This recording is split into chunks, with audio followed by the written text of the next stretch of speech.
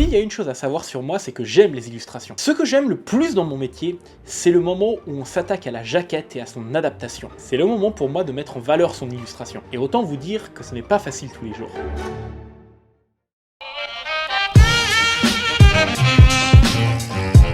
Ah, les jaquettes de manga. Pour certains d'entre vous, c'est quelque chose qui n'est pas très important. Tandis que pour d'autres, c'est la chose qui va vous faire vous arrêter et même peut-être acheter un manga. Car soyons honnêtes, avec la centaine de nouveautés par semaine, vous ne serez jamais au courant de tout. Et une fois en librairie, on se retrouve littéralement sous une montagne de mangas. C'est pourquoi on se surprend souvent à regarder d'abord la jaquette et si on la trouve jolie, à prendre le manga pour enfin connaître un peu plus l'histoire de celui-ci. Et c'est là où le travail sur la jaquette est extrêmement important. Car soyons clairs, nous n'avons pas tous les moyens de mettre une affiche gigantesque sur la BNF ou mettre en place un événement à plusieurs centaines de milliers d'euros. Il faut pouvoir se démarquer assez rapidement et une jaquette bien travaillée va nous donner un peu plus de chances de vous attirer vers notre manga plutôt que celui d'un autre. Mais alors, comment on adapte une jaquette ? Et qu'est-ce qu'on a le droit de faire et de ne pas faire? Tout d'abord, important de faire la distinction entre une jaquette et une couverture. En France, on a la chance d'avoir une jaquette et une couverture comme ce qui se fait au Japon, qui malheureusement n'est pas le cas chez nos amis anglo-saxons. La majorité du temps, la couverture sera soit en noir et blanc, soit d'une seule couleur. Quant à l'illustration, il s'agira souvent d'une copie conforme de l'illustration de la jaquette, d'une petite page bonus, ou alors tout simplement d'un fond monochrome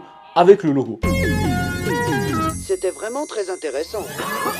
La jaquette, c'est le main thing, c'est la chose la plus importante, celle qui va attirer votre attention et qui va nous permettre de nous distinguer par rapport aux autres. Et la problématique, c'est qu'en France, et en Europe en majorité, nos goûts ne sont pas forcément les mêmes de ceux des lecteurs asiatiques. Au Japon par exemple, les jaquettes avec fond blanc uni sont légion sur le marché. Pourtant, ce n'est pas la chose qui nous plaît le plus à nous, lecteurs européens. Franchement, vous voyez, vous, des étals remplis de mangas juste avec des fonds blancs? Tout se ressemble et on a un petit peu l'impression d'être dans le rayon Eco Plus d'un supermarché. Cela donne presque l'impression que les mangaka n'ont pas voulu faire d'efforts. Et pourtant, saviez-vous qu'au Japon, ce n'est pas forcément les mangaka qui choisissent leurs jaquettes? Et oui, souvent les maisons d'édition vont faire appel à des studios qui sont spécialisés dans l'élaboration de jaquettes. On va pas se le cacher, on a l'impression des fois que ces studios-là vont appliquer le même pattern à chaque fois, et du coup on va se retrouver avec des jaquettes similaires. Mais ici, ça ne se passe pas de la même manière. C'est là que l'on rentre en jeu. En France, on considère le manga comme un art, et la jaquette est un élément extrêmement important à nos yeux car elle va pouvoir exprimer pas mal de choses. L'ambiance de l'œuvre, le style artistique du mangaka,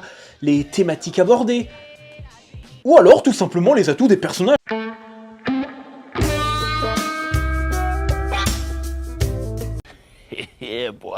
Voilà, bande de petits coquinous. Bref, la jaquette va subir une longue réflexion que paradoxalement vous ne percevrez pas une fois que vous aurez celui-ci entre les mains. Du coup, comment ça se passe chez nous? Quand je sélectionne un titre en version originale, la jaquette a déjà un rôle extrêmement important à mes yeux. Il faut qu'elle me plaise et que je puisse me dire qu'elle vous plaira à vous également. Comme je vous l'ai dit en début de vidéo, je suis un énorme fan d'illustration. Du coup, quand je vois une jaquette qui est travaillée, cela va forcément plus attirer mon attention qu'une simple jaquette avec un fond blanc. Attention, je ne dis pas que j'exclus d'office les mangas avec des jaquettes relativement simples. Toutefois, celles qui ont été un peu plus travaillées partent avec une longueur d'avance. Prenons le cas du manga Country Girl. Je trouvais l'illustration de base absolument magnifique et du coup je me suis concentré uniquement sur le logo dans la version française. Là où le logo japonais n'est qu'un simple texte assez joli, pour la version française, on voulait sublimer l'illustration et se rapprocher un petit peu de cette ambiance après la pluie. C'est un moment où la pluie a cessé, le ciel se dégage et le soleil recommence à briller. Les cercles que vous pouvez apercevoir autour du logo correspondent aux effets que produisent les gouttes de pluie lorsqu'elles tombent dans des flaques d'eau. Tandis que l'effet néon autour du logo s'adapte aux nuances de couleur de l'illustration. Ici, l'idée était juste de sublimer l'illustration d'origine sans modifier quoi que ce soit. Dans des cas extrêmes, on va même ne rien faire.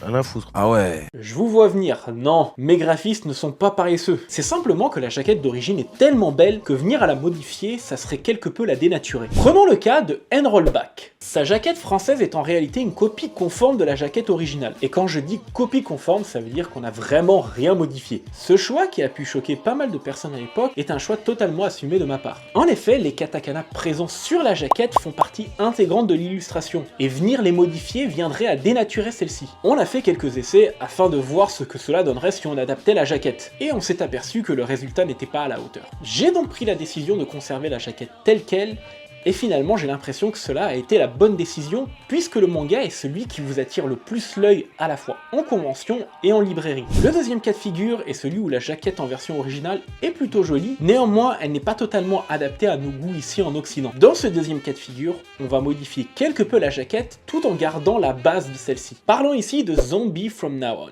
La jaquette d'origine avait quelques éléments marquants, mais était un tout petit peu trop fouillis à mes yeux. Il fallait donc l'adapter et proposer quelque chose à la fois de plus lisible et en même temps de plus marquant. Comme la protagoniste principale du manga est une mannequin ratée devenue zombie, on s'est dit pourquoi on ne pourrait pas s'inspirer des couvertures de magazines de mode. Souvent celles-ci ont un fond assez simple, avec une couleur unie, mettant en avant le modèle. Attendez, fond uni? Assez simple, mettant en avant le modèle? Ça me rappelle quelque chose. Et merde!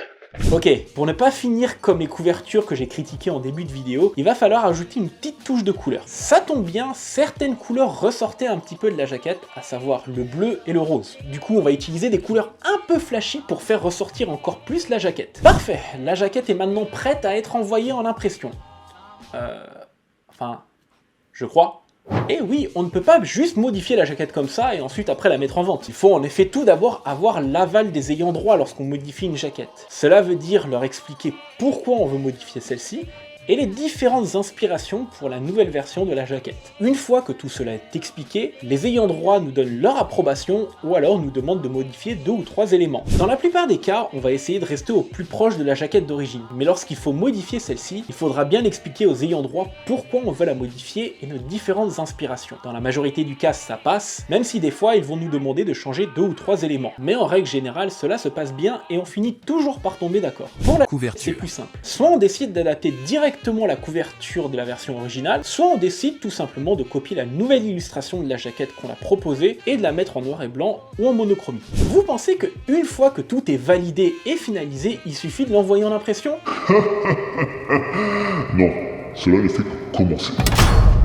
Vous n'avez jamais remarqué que certaines jaquettes peuvent être brillantes tandis que d'autres sont mates, et des fois même avec des textures différentes? Cela n'est pas un hasard mais le fruit d'une longue réflexion. Il existe en effet plusieurs types de texture qu'on appelle pelliculage pour les jaquettes de manga. Les deux types de pelliculage les plus couramment utilisés sont les pelliculages brillants et les pelliculages mat. Mais il y en a d'autres un peu plus particuliers, comme notamment le pelliculage soft touch, ou peau de pêche en français. Celui-ci a une texture à la fois douce et rugueuse, un petit peu comme de la neige. Voilà pourquoi on l'a utilisé pour certains de nos mangas, comme Quand la neige m'appelle, afin de rappeler un petit peu ces textures de neige. Vient ensuite les finitions, et là on a vraiment le choix. Il y a tout d'abord le vernis sélectif que vous voyez très régulièrement chez certains éditeurs, et qui arrivera prochainement chez nous. On parle de vernis sélectif quand on utilise deux types de pelliculage. D'abord un pelliculage mat sur le fond de la jaquette, et ensuite un pelliculage brillant qui va venir faire ressortir certains éléments de la jaquette. Mais on peut aller encore plus loin dans le vernis sélectif. Aujourd'hui, grâce à des techniques modernes, on peut même donner un petit effet 3D justement aux éléments qu'on veut faire ressortir sur la jaquette. En réalité, il existe tellement de finitions différentes que c'est à nous de décider des combinaisons qu'on veut mettre en place. Bref, je pourrais vous parler pendant des heures de finition et de pelliculage, mais finalement le mieux, c'est que vous alliez directement voir dans vos bibliothèques les différentes finitions qui ont été utilisées sur vos mangas. Souvent, le choix des combinaisons va être fait selon plusieurs facteurs.